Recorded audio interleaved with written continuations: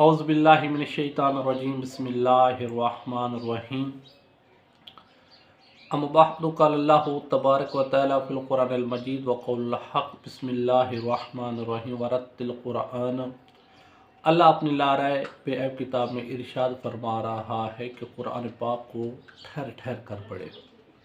आज हमने आपको बताना है कि रसूल पाक सल्लल्लाहु अलैहि वसल्लम ने जो 6 काम बताए हैं कि 3 अपने वतन में करें और 3 जब आप किसी सफ़र में हो तो उस वक्त ये 3 काम करने हैं।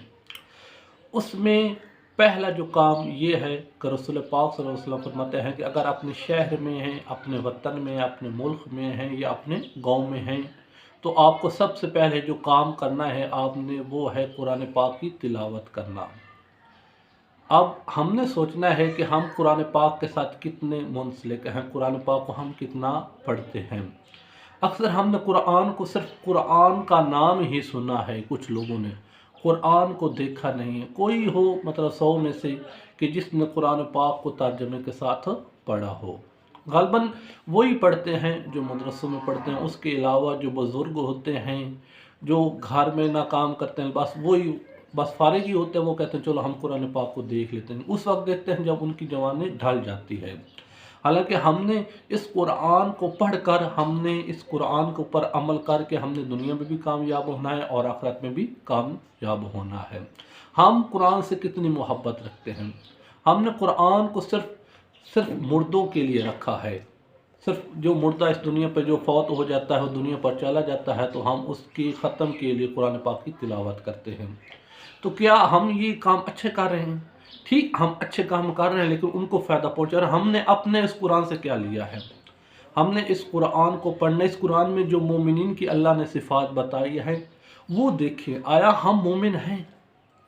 या हमने देखना है कुरान में मुनाफिकीन की अल्लाह ने सिफ़ात कौन सी बताई है? आया वो मुनाफिक हम हैं? हमारे अंदर वो सिफ़ात हैं? वो देखना है। जब हम ये चीज़ें देख लेंगे कि सिफ़ात मोमिनीन की ये है, मुनाफिकीन की ये है, तो फिर हम कामयाब हो जाएंगे।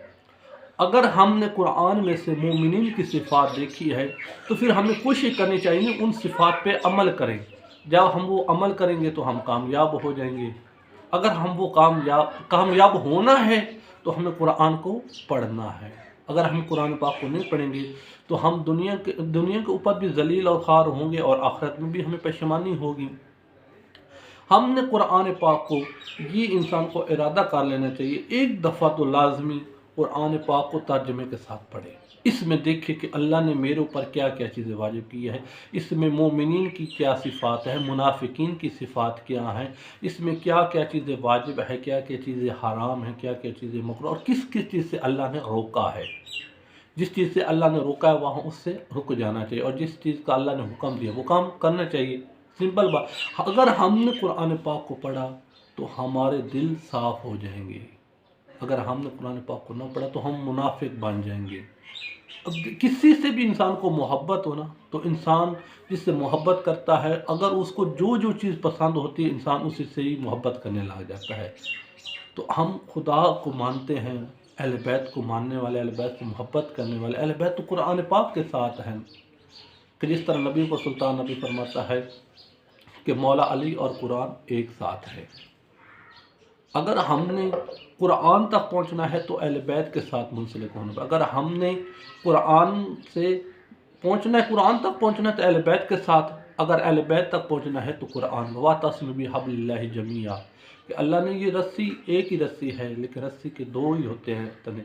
अगर हमने वो रस्सी को पकड़ लिया तो फिर हम वो कामयाब हो जाएंगे। अल्लाह हमें इन कुरान पाक को पढ़ने और इस पर अमल करने की तौफीक अता फरमाए। वस्सलामु अलैकुम व रहमतुल्लाहि व बरकातहू।